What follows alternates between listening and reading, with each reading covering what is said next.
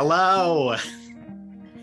My name is Todd Brian Backus, and I'm the literary manager at Portland Stage. And this discussion today that you're here for is Page to Stage, a partnership between Portland Stage. How many times can I say stage?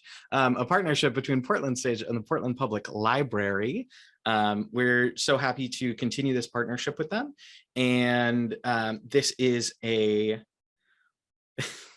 That's okay, Raminta. This is a book club style discussion that we'll be doing today of a brand new play by Hyams and Lisa St. Lou, Senior Living, which will be on Portland Stage's stage very soon. Previews start next week, right? Yep. Very exciting. Excellent, excellent. They just got out of rehearsal and are joining us here. And for those of you who are in the audience, if you can pop in the chat, were you able to read the play before today? And it's okay if you weren't. We're just trying to get a feel for how we should go for this discussion based on what people know and what they don't know, and what we need to introduce and what we don't need to introduce. While you're typing those answers into the chat, we also have Meredith G. Healy, the assistant director and dramaturg on this production, helmed by Judith Ivey. So lots of great stuff there. I'm seeing Michael did not read the script. That is okay. Looks like we have some fans in the house. Meredith, hello. That's my dad. So I can say that they did actually see the reading that Portland Stage did of this in January, but they'll be excited to hear about some changes that have happened since then. Yeah, there's a bunch of new changes. Tina also didn't read the script. That's okay. Not like it then? They loved it then. They were so excited that we're doing it like for real this year. I think that they're going to be really excited about the changes, Tor, because I'm really excited about the changes. They seems like if they liked it enough, they wouldn't be so excited about the changes. Yeah. Oh, I think the play has only grown in wonderful ways. Just kidding. I'm just kidding. We're big fans of Michael Healy. Have been for the last 5 minutes. There you go. Excellent. So Senior Living is a vignette style play, which those of you who've come to see shows like Almost Maine at our theater will recognize. It's a bunch of short scenes with 2, sometimes 3 characters that tell a bunch of quick story beats between these different characters while we get a bigger picture of this community at the Senior Living Center in the Bronx. So if I can turn it over to Tor and to Lisa, can you talk a little bit about the genesis of this play and this idea? I'm glad you said genesis because it started with the Bible, as all things do. As all things do. Excellent. Well, the quick answer is Tor's mom's hair, but I don't think I've heard that version of this story. Tell me more. Where have you been, Todd? You know, my mother used to have long hair, and I called her one day. This is pre-pandemic, so I didn't Zoom. I just called her, like on the telephone. And, you know, I said, how's it? It was a catch-up call. I said, how are you doing? She said, great. I said, wow, that's emphatic. That's why so great? She said, my hair is finally long again. And I thought, okay. And I thought there would be something else because I don't know why that's so great. I mean, it's nice, but she was just thrilled with it. And I kind of got off the phone going, wow, okay. My mom thinks that's so great. Wow. You know, that was a different standard. But then it kind of sat with me. And I guess it kind of slept with me in a way because I woke up the next morning very inspired because I realized that it's not really about the hair. It's not, it's just about something that was presented hope to her and joy. I just got the giggles. I'm sorry. I know this is being recorded and everything. Can I just say, since she's doing this, I thought all the library people would. Yeah, where are the library I thought I'd see them all. I don't know. Like they're just here in the chat. Oh. They're here in the chat, but we can promote them if you want to. We can ask them if they want to turn on their cameras.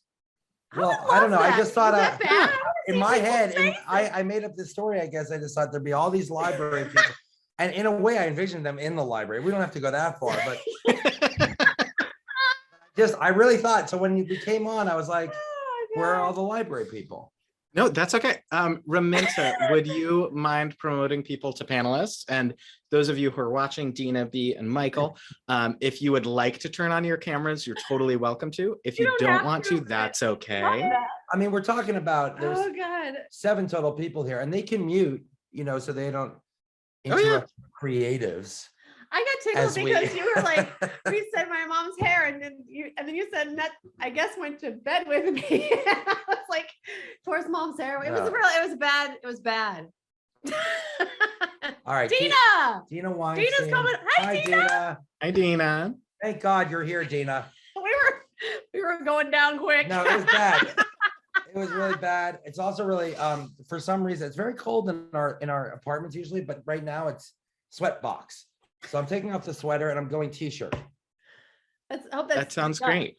Are you That's done the last thing I take off on the Zoom. It's not that kind of show. It's not that kind I'm of sure show. the Portland Public Library will appreciate that. Well, this is great. We try not to censor, so Thank you, Raminta. Oh, Can I say something? Well, it's not just Michael. It's Michael. Is that It's your Michael. mom? That's my mom, Carol. Those are my Hi, Carol. parents. Well, Carol, we use your name as a character in the play, so this will be exciting. Yes. In any case, so I woke up the next morning. Mhm.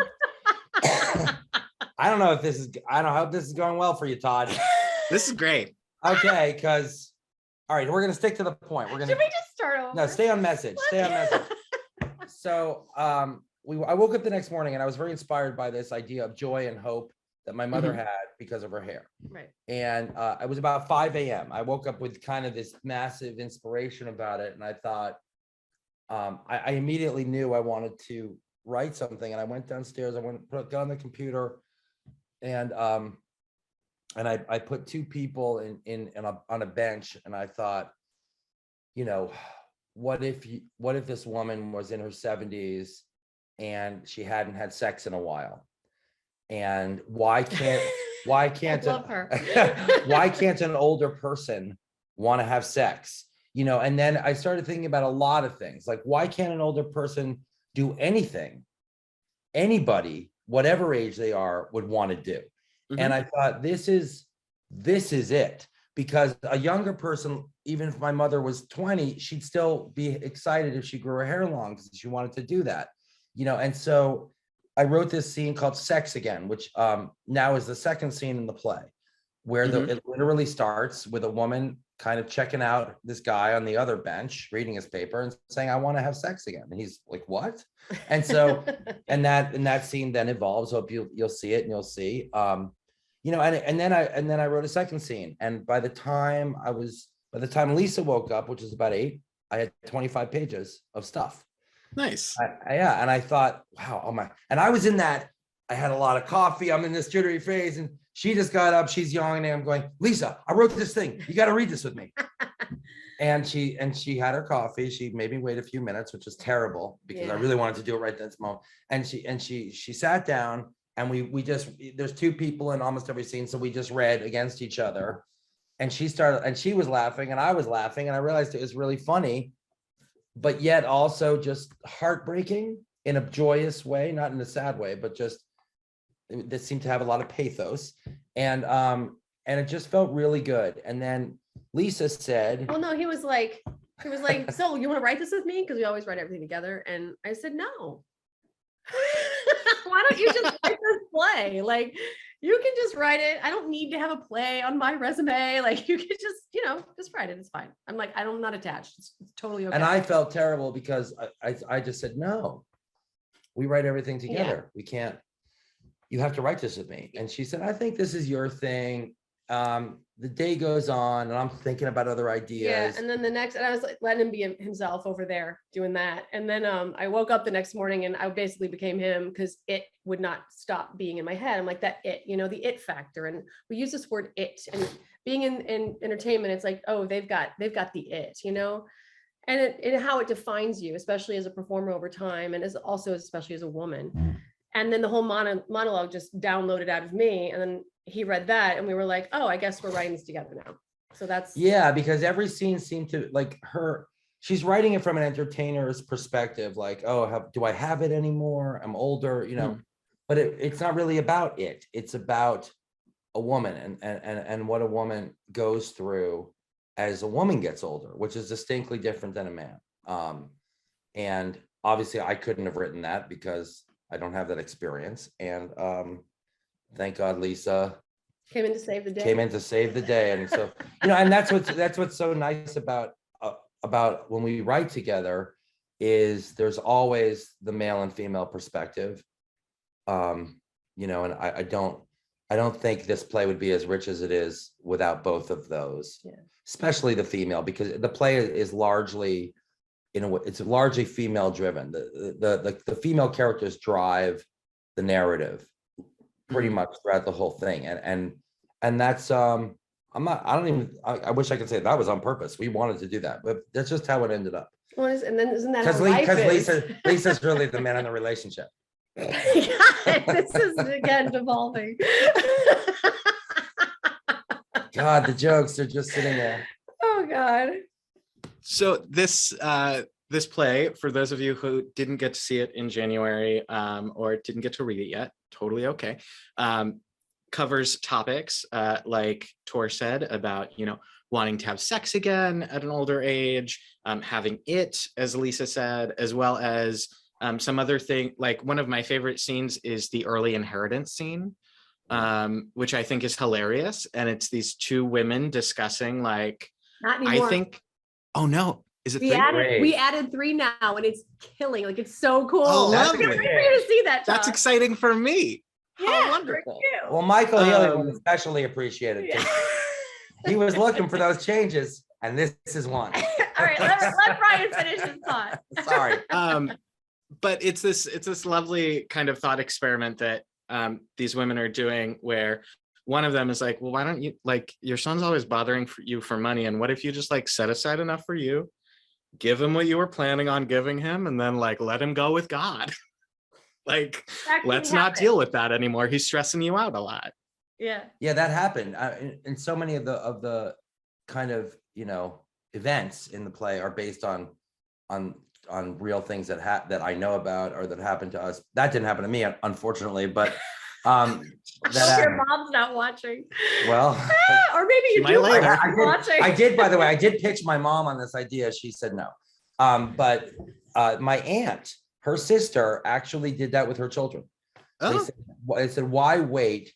Each of their children, my 3 cousins, they all, 2 of them at the time wanted to buy a house. Another one wanted this other thing. And so my aunt and my uncle said, you know what? Let's give them their inheritance now. They need it right now. So give it to them. And then they were all able to kind of get what they start their lives off in a sense, and, in that kind of nesting way.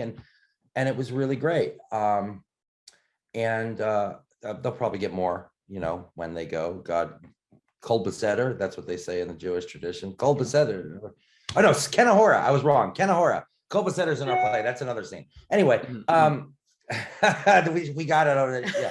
So Dina got that, right? Dina, you got that. I mean, Weinstein. Come on, member of the tribe. Let's go. We'll talk later.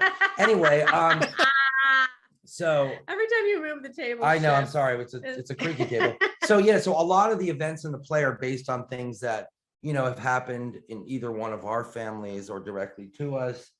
And they're very strange things, and they're very specific and odd, which I think is what makes it memorable and interesting, because I think we've taken out, I hope, most of any kind of cliche or stereotype in the play at this point.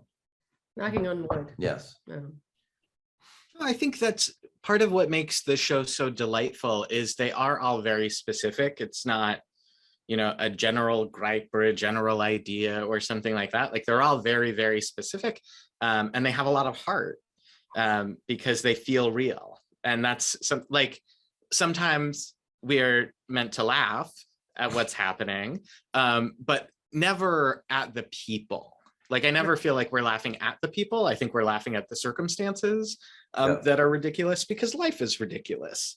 And I think that that's something that really has stuck with me as we've I mean, we were planning on doing this play 2 years ago. And then COVID happened and all that jazz. So we had to delay it by a full year, but I think it also allowed the play to grow and change in different ways, which was really exciting. Yeah, I think we were just talking about the pandemic today, as one does. And I wish there was one day that we didn't talk about I wish there was one day. It'd be so great. Yeah, but we have to get tested a lot being in rehearsal. So, but we were talking about it and we thought, we've been really trying to look on the bright side of all of it, at least, because although it's been so difficult for everyone, there have been a bunch of kind of wonderful moments in it. And I think what we're all learning is that we can adapt and change and sometimes make big changes because we start to realize, did we need that? Do we want this? It's like, it's been, 19 months of taking stock, which is enough. So good. We're good. I think we're good as a planet. We've taken stock. Now it'd be great if it were gone, but it's really helped us. And like you said, Todd, it gave us a much longer chance to really think and rewrite. And, thankful to you guys for getting us to do that reading last year, because that really helped. Yeah. Every time, I mean, I'm sure you all know, but every time you hear people read your words, it's a huge help, because you immediately hear, because you get that feeling, oh, that's wrong. We got to change. Oh my God, we got to change that, and we got to the point where now, and we're no longer making any changes at this point because, it opens in 10 days, but we had been for the first couple of weeks. And now I can proudly say we're at the point where we're going, oh, no, don't say and, say but. Like we're we're there now. So it's, that's a kind of a wonderful place to be. And maybe in a year we'll want to rewrite the whole thing because it'll be like, I can't believe we wrote that trash. But it's what's great about it is it really feels ready for right now. When you get to the point, I don't think I would change much anymore. Then that's the point it should go up. That's right. Yes. Awesome. Before I offer, so audience, if you want to get ready with any questions you might have for Tor and Lisa and Meredith. But before we get to that, I want to say, are there any things that surprised you so far in rehearsal, that like getting to be in the room with these people, moving in space and time, that has changed some of your ideas about a scene or a character? I mean, you added a character to one of my favorite scenes. Was there anything that surprised you in that regard for all three of you? I mean, of course, yes, in so many ways, but I think, doing this with 5 people, it's a total challenge, and it's a wonderful challenge to have, and we are grateful for it. But at the same time, getting actors to do completely different roles, to make them distinctly different, and to see, can we do it with 5 and literally put that in the final script and make that okay, to up to 19 characters, because that's how many actually could be in it. That has been one thing that we loved about Meredith, because she brought out this incredible color-coded web of how all the characters intertwine, are connected. I'm like, oh, this is amazing. Yeah. Those little things are so helpful, because you go, oh, is that character necessary? Is that, should that character be more involved? And also, depending on how you cast it, how, you don't want to see the same people from scene to scene to scene. So it was a learning process. And I think we kind of, we banged out most of the kinks before we got here, but, watching everybody flow together, watching chemistry, seeing things that were like, I don't know if that's quite right, but maybe next time it would be this way. So then we go rewrite that. But like, we've learned so much, and it's been a dream being in that room. And I think the five has really helped us also connect the scenes from one to another, because it's not just a collection of scenes and at the end you feel good. You feel terrible. It's the worst. You walk out of there. No, I'm just kidding. No, at the, what it is now is that there is a very deep connection between all the characters. That's not just because they all live in the same community. It's because they actually know of each other, or are friends with each other, or are related, or or our, you know, life partners, whatever it may be. But everyone, you get the feeling that everyone kind of knows each other, sometimes just by dialogue, but sometimes it's very direct. And that to me was, I think, the greatest change that came from being here, was we really solidified that. And so now, yes, it's a collection of scenes, but there is this narrative that traverses all these scenes. So, you know, there are people on the road that you look left and right, and there are scenes, but it's all connected because it's being driven somewhere. And I think, and it kind of has a very distinct beginning and end that's wrapped with these people who are deciding if maybe they should live in this place, and the battles and the conflicts that they face with coming to terms with, are they that old, or is it even about that, you know? And I won't give anything away, but you know, that to me is very deep. And you know, and then the plot about Lily and Robert, will they have sex? Will she get to have sex again? That also carries us through, but other people know about this and people talk, you know. It's any kind of like institutional or community environment where there's gossip, there's friends, there's foes, there's all these things. And so, yeah, it's driven now. And I think we really solidified that in this process. I think seeing it up on its feet with, you know, Judy kind of basically staging it, you know, has also really helped us deal with the pace of it, you know, because this isn't just, the scenes just aren't random. They're in an order, a specific sequence for a reason. And, you know, so we're hoping that people see that the pace of it is also very musical, because usually we write musicals, you know. So the play, I think, is very musical in a sense where it has its kind of fast, frenetic parts, but then it slows down and breathes a little, you know. And so that's, then you get a little entertainment from the talent then you get show. a little entertainment. Yeah. So, I mean, it's kind of cool. Like if I was in the audience, I'd be really psyched because, yeah, I'm watching a play, but every so often someone performs for me. It's kind of awesome. Yeah. Yeah. It's been really great watching this unfold. Yeah. I mean it. We definitely neglected to mention earlier, sorry, for those of you who haven't read it, that one of the through lines is we keep seeing all of these acts from different community members of this talent show. And there's this couple that's trying to decide whether they should move in or not. And they go and they see the talent show while we see. And so normally we see like someone, and then later we'll see a talent show act from them, but usually not back to back. And so it's fun seeing how they are when they're not performing versus how they are when they're performing for their audience. And the reason for that, Todd, is also on purpose, because we didn't want to have any kind of sense of time in the play. Right. You know, I don't want people to go, oh, that's the next day, or that's the preview, or that's now. Or even is this a morning walk or an afternoon walk? Like this time and space element, we really wanted to make it feel kind of like, oh, where are we right now? We know, but we do know that the talent show is also in real time, and you know that happened before because you just saw those people, and then you get closure in the next scene. But it's just different. And it's more swimmy. It's more swimmy than that, because you know, I think the idea of time, when you don't know how much time you have left, should just go away. Yeah. Because you should just be living. And it is, as we say, it's a play about people dying to live. So it's not about the time, the morning, the afternoon, it's not about that. It's about just living. That's why we call it senior living, which has always had such a terrible stigma on it. And deservedly maybe, but not in this play, and not at Riverdale Manor.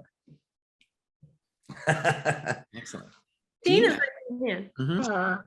I have to tell you, first of all, my husband's family is from Riverdale, and there's so much about all of this that I could really relate to. He and I don't live together. We've been married 50 years, but we live separately. He's now down here, and we're selling our house. He's not living where I live at Ocean View Retirement Community. And I was a young kid on the block when I signed in at 68. I cried, but my kids wanted me to be someplace where they knew I was going to be safe and not to worry about me. So they put me here, and I chose it as one of the offers. And this is a marvelous place. I don't know if you know Ocean View at all, but it's an upscale retirement community, and it has a separate building for people who might need assisted living and can't do it in their own apartments with live and help. And we have cognitive impairment legacies. Legacy is another place we could live. where I think I'm going. But anyway, I'm only 74, and yet I haven't cut my hair in 2 years, and I've been very, very, very short and looking my age. And so you can see, I really am very, very happy. I do feel sexy, and it's wonderful. I relate to everything you say. And I can't wait to see the play. I did not know this was going to be live. I'm signed up as an usher for every play. I haven't heard a thing. Anita wrote me that she liked my feedback on the discussion, but she didn't. I didn't know. So I'm going to call and see if there's any way I can be an usher or at least get a ticket. Opening Absolutely. night is my night. Get a I ticket. usually do that. You got my ticket. Todd, you should know, I think Lisa's given away like half the tickets to all performances in this town. since we've That been- sounds great. Including Donatelli's tailor up the road on Congress. We walked in there, he fixed my coat this morning. Oh, nice. Lovely. Well, we can work as much of that out as we can with the box office. Dina, I'm really glad you mentioned all this because it's interesting you say I was 68, I was the young one, right? And a lot of when we originally wrote it, a lot of the characters were at least your age now, and then older, and then we ended up kind of you won't see this really because it's only in the play in the character descriptions, but we ended up aging them down. So now most of our characters are between 68 and 74, as opposed to older than that. But we feel like that was kind of a better idea, and I really appreciate you sharing that with us because so many times the kids, as you put it, I'm using your words, put you there, right? And so that wasn't lost on me. Yeah. And I'm sure your kids are amazing and loving and like you said, they want you to be safe and they want you to be comfortable. That's a reasonable thing, but part of what we hope, and I'm not saying you feel this way, but part of what kind of we love about having written something in this demographic is that these are the people, you are the people, we will all become the people who are marginalized. What's interesting, it doesn't matter what your gender is, what your race is, or what your sex is. Once you get over a certain age, society largely forgets about you because you don't buy the stuff, they don't market to you, they do blah, blah. Even at our age, it's already over. I mean, post 50, she's not I am. She's gonna kill me if I say we both are. I'm not gonna kill you. So, even after 50 years old, I watch like nothing interests me in commercials anymore because they're not for me. Right. And they're certainly not for you. And so what I guess the whole play is really about is whether you're 20, 70, whatever you are, we all still are going through the same shit. Yeah. We're all still, you think and by the way, I agree. You're totally sexy now. The long hair is doing it. And I get it. And, but we all have these things. You might've thought that at 20, Michael Healy, who knows what he's going through. But the point is, all these things we all share at whatever age we are. It's just that when you get to a certain age, that's another scene in the play, certain. When you get to a certain age, you think about these things more, like my mother and you did with your hair, because we don't know how much time we have left after a certain age. But here's the funny part. We never know how much time we have left, no matter what age you are. Yeah. So I think ideally people see this who are younger and go, wow, I can really learn from older people because they're trying to live their best life, because they're facing their mortality, even though we could all die at any time. But they're really facing, because, okay, here I am. I've lived more. I mean, I remember the point where I thought, wow, I'm a man, the average age for a man. And I went through that math and I realized maybe I got 30 years. Yeah. That'd be nice. I'd be 80, 82, pretty good. So, and I've lived much more than that. And we all think about this at some point. And so then I start to go, you know what? I'm not going to do this stuff anymore because it doesn't make me happy. Because now that I have less time, according to the science, then I'm not doing that because I don't want to waste any more time. And that's a lot of what this play's about. Yeah. I I would like to add that my daughter actually has two young children, my grandchildren are right nearby.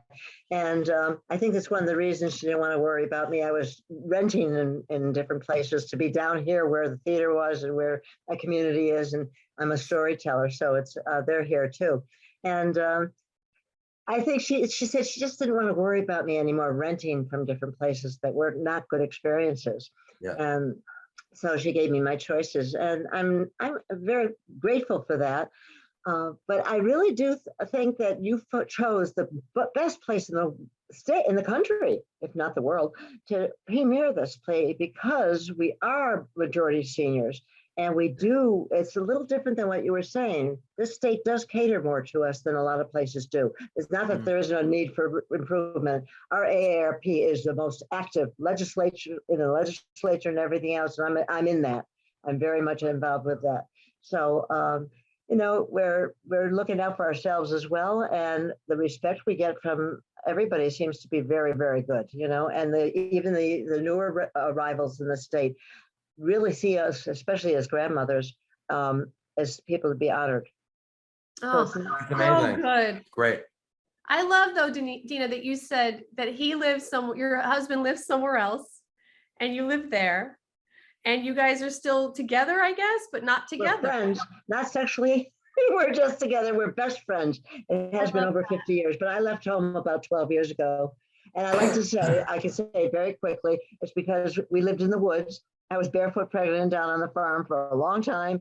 And I really wanted to be where my community was. And he loves the woods. I love the water. He was working. I retired. And he's a Red Sox Yankee fan, and I'm a Red Sox fan. So we have irreconcilable differences. Another thing that comes up in the play. We have a scene. No, Dina, I'm not kidding. We have a scene called Irreconcilable Differences. I'm not kidding. About an older couple and the woman she wants a divorce. Yeah. And they're in their 70s. And they still love each other, but they don't want to be together. They don't want to be together. They want different things. things. And that's how we did it. Exactly your story. It's called Irreconcilable Differences. I swear. It's called Reconcilable. Is God is my witness. Because they can reconcile but choose not to. It's really good. Right. We're giving away, spoiler alert. Why bother being an usher? You've got the whole play right here. No, Dina has to come. I'm sure Lisa will give her 10 tickets. Don't worry about it. Yeah. Are there any other questions about the play, about the process? Carolyn, Michael, you both look very thoughtful over there, but you don't need to add anything. That's okay. Well, I think, is it Carolyn? Is that what your name? Carolyn and Michael? Carol. Oh, I even said my Aunt Carol. Carol and Michael, you should know that we're big fans of your daughter. She's really terrific at her job. She's super intelligent. You obviously know that. Yeah. And she's just a really great force in the room. And I think, sometimes you get an assistant director or dramaturg person, and we've had more kind of meh experiences than good ones, and this is a good one. And she's a keeper. We find it's really rare, so we'd like to officially bring her onto all of our projects. Get your blessing to creatively marry her for all of our projects.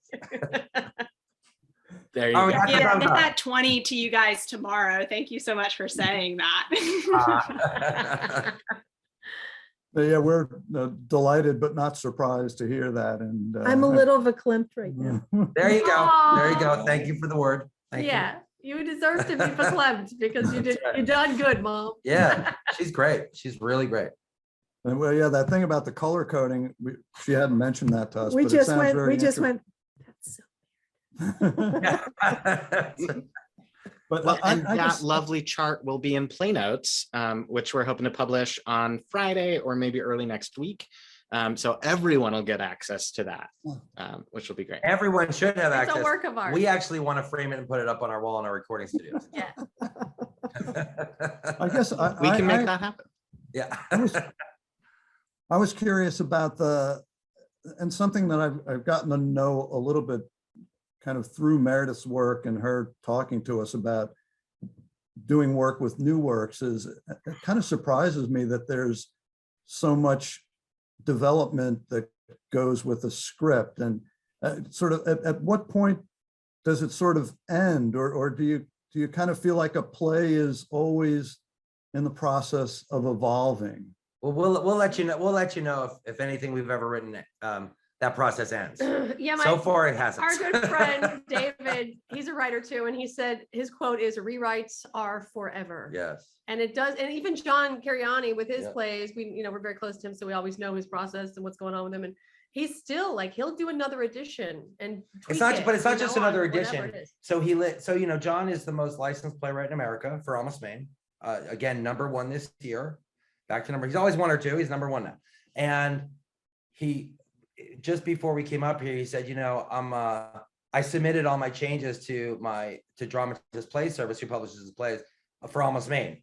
And I said, what are you talking about? You've submitted your changes. Yeah. I mean, it's been out. It's like most licensed 20 something years or whatever. Well, no, there's a lot of things I need to change. It doesn't work. And I said, oh, really? So the thousands and times it's been done, that stuff hasn't worked? He goes, no, it hasn't. So I just gave them all my changes. And I was like, oh my God, no. We don't want to hear that. No, but we write a lot of different things. And I mean, look, when we write for kind of short form, like whether it's a TV thing or a, short website, whatever it is, that's done because it airs. Like Right. That's it. It's on the TV. It's there.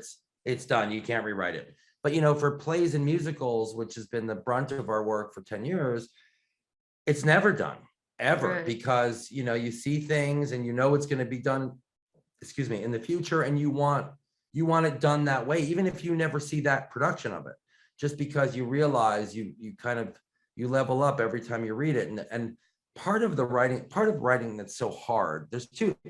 For us, actual like sitting down once we've done the other two things and writing, it's a breeze. What's hard is the thinking that has to go into it before you write. And then the time you must get away from it in order to see it again. And that is really, really, those two things are hard, because so often you're like, I want to just fix it now. And you're not quite sure what it is. And the only thing that tells you what it is time away from it. So you have to leave it in the computer, put it on the shelf, and it takes the time it takes. And then one day, and that could be 3 days from then or 3 years from then, you go, I got it. Yeah. And then you crack something, the world opens up and you've rewritten it. And then that happens again at some point. The great thing about having a production is that in a way that process, it doesn't end. Just fast forward. But it fast forwards the whole process, but it also stops you from making changes. Because I think Lisa and I both feel a strong sense of closure when something has been performed for a live audience, right? We feel, okay, sure, there are things we'll probably do to it at some point, but we don't feel compelled to do it until an opportunity comes up and tells us, oh, wow, this is going to be done in a different thing. We should, like, for example, if this were to move to Broadway, after Portland, we would definitely take another look at it. And not only that, but I'm sure whoever's producing that would want us to, because it's a much bigger stage. It's New York City, I guess you're supposed to do something. What actors are going to be in it? What are their strengths? What are their weaknesses? Who should play this or that? Like, that will change for sure. It will change. And then those actors, when you start rehearsing that production, you'll see things that those actors give you didn't see before, because every actor has a different interpretation. So then you go, oh my God, she made this choice, which makes me want to rewrite that scene a little bit. And sometimes you go, and I didn't like that at all. And why are they doing that? Yep. And that's I would say. So I guess there is no end, but I guess if everyone in the world says, hey, Tor and Lisa, we hate everything you wrote, nothing's ever gonna see the light of day, it's over, because there's nothing to write for. But hopefully that won't happen. So far, so good. Todd, stop him. Well, so what I would say, and often, though you have a much better disposition than many playwrights I've talked to this about, often I freak playwrights out a little bit, but I think that plays usually aren't like done until their third production. Because I think there's a difference between hearing people read it out loud and like putting it on its feet. And your first production gives you like a lot of information about your play and how it moves in time and space. That's really, really useful. And you're getting a lot of feedback from other people. And a bunch of those people are going to be wrong. And you're going to put changes into your play for your second production though, and you're going to see it new with like all of that feedback from those people. And you're going to say, actually, like the thing that's truer to my play are these things. And I think people often like overcorrect for the second production and then like get it right back to the sweet spot for their third production. And I think that that's when a play, not that like the first production does not shine, but I think that's when it like ends. But John Cariani will never end any of his plays. They will always get new additions. He's always he rewrote scenes from Almost Maine when he was here 2 years ago. And he did like rewrites while he was in it acting. He was like reworking scenes. It was quite and he wanted to put in a new scene. Right. Yeah. That we eventually like didn't have time to rehearse and put in. Well, you know what? I know what scene that is. And he put it in the novel. Yeah, it's in the book. It's great. Yeah, it's in the book. Yeah. So yeah. And it's just so, I mean, part of me wishes it would end at some point, but part of me really enjoys that it doesn't because, Lisa and I are both very kind of, we need a constant challenge, and there's no greater challenge that we're physically capable of, at least, than writing. There's just nothing, it never ends. So it's so expansive. And, it's kind of like, before I made money as a writer or musician, whatever, as a creative person, I was one of the first people to I got this gig marketing on the internet before there was a web, right? It was right in that transition, 1993 to 94. And I did really well by this company, and they, I eventually got a book deal. I got a book deal with this tech publisher to write my kind of guerrilla marketing methods, grassroots marketing online, because really no one was doing anything there. And so I wrote the book, and it was called How to Get Hit On, because back then you want hits, right? You want hits, yeah. right? Remember that? And we're old enough to remember that. So I wrote the book, How to Get Hit On. And then, it was great money, much better than you get as a writer. I was making a lot, not the book, but all my clients, like I had all these clients paying all this money. American Express wanted me to consult with them. I had all this stuff going. And the book comes out, and then I got offers to get all these other clients. So I could have been, in a way, I think I could have been rich. And the problem was I wrote the book. Yeah. So there was nothing left. And it was a great moment, because that's when I realized if I was going to be a creative and make that my career this is in my 20s, make that my career for life, which is what I wanted more than anything in the world, I had to jump then. I had to jump. So I jumped. Thank God. So maybe the rich didn't happen, but wow, it's been fun. It's happening now. We're manifesting. It's happening right now. Just take a little longer. Yeah. I felt that way about the producers though. When, I got the second national tour, was like, my big break, whatever. And I remember we were rehearsing in Boston. We were going to open in Boston. And I'd always done a bunch of regional theater before that. And I loved it because, you have a limited run. It's always, you do the role and then you're out. Well, we did all this rehearsing, and it was the best cast. It was so much fun. We opened the show. We were in Boston, and I do this all the time too. After opening night, I'm like, okay, well, I'm done now. That was fun. This is awesome. This is great. I'm living the dream. And then I was like, oh, now I have to do this indefinitely for years, 8 times a week. Like that's a tough thing, especially someone. But did you feel that way when your first time on Broadway? Well, I'd already done that show. If it was a different show, maybe, but I'd already done the producers, and then I went on the Broadway company, and I was like, whiskey, I did it already. It was great. I mean, it was great. There's that special moment. Full disclosure, she does not smoke, and she has asthma. True. And I'm not drinking this month. No, she's not drinking. Until opening night. Yes. There we go. Tina and I are going to hit that bar that we're not allowed to drink in because of COVID. That was a very long answer to your question. Yeah, what was the question? Michael. No, she said, does it ever end? And we don't ever end. We don't ever stop talking either. Really? Yeah. Okay. Well, I feel like that might be a good place for us to leave it for tonight. Yeah, because this can go on forever.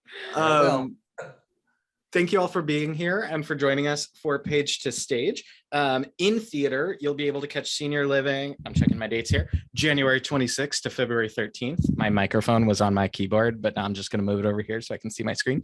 And then for Michael and Carol and anyone who doesn't live in Maine. It'll be on demand streaming February 9th through February 27th. So you'll be able to watch it wherever you want. Or if you have friends that aren't around here and you want them to see it, you can get them to see it, which will be great too. But yeah, go to portlandstage.org to get your tickets. Any last thoughts, Tor and Lisa? You don't want us to start talking. No, we should just Great, say excellent. goodbye. So You didn't say February 29th, did you? Because there is no 29th this year. no, February 27th. Okay. I wondered, when did we reopen? I know we did Christmas Carol, and I chose not to come to that. I can't remember. No, I did. We had to shut did. down Christmas Carol this go We around. did, yes. So Yeah. I had to do it by Zoom. But what happened? I never heard that we reopened. I thought Portland Stage was closed. No. This is our next show. This is us I know reopening. that. I know Mhm. that, but I never got anything asking me to come back to the usher. Well, I will talk to our head of house management about I that. will I'll call also her talk too. to I Michael will call and make sure him. everybody has the good news that we are opening back up on January 26th. Listen, Come Todd, on now. if Tina doesn't get the usher gig, we're pulling the show. Yeah. No, I get that. I hear that. I'm calling I Chris want to make tonight. sure that everybody at Ocean View knows about it because people here have passes and they go by a coach. I won't go with them. I drive myself, but I will be there. Yeah, that sounds great. More than And we'll one. make sure to get the word out. Thanks so much. Thank you. I will. Great. All right. Well, thank you so much. And thank you. I feel honored to be here. I just wish Ocean View did get noticed through me.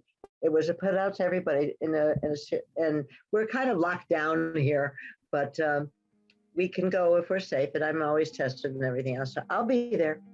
Oh, Sounds I can't great. wait to meet you Can't in wait to meet person, you. Gina. Thanks for having us and doing this, Todd. great. And Meredith. Thanks also from us. Thank you guys. Can't wait to see you all at some point. Thanks for coming. Bye-bye. Good night. Good night. Good night.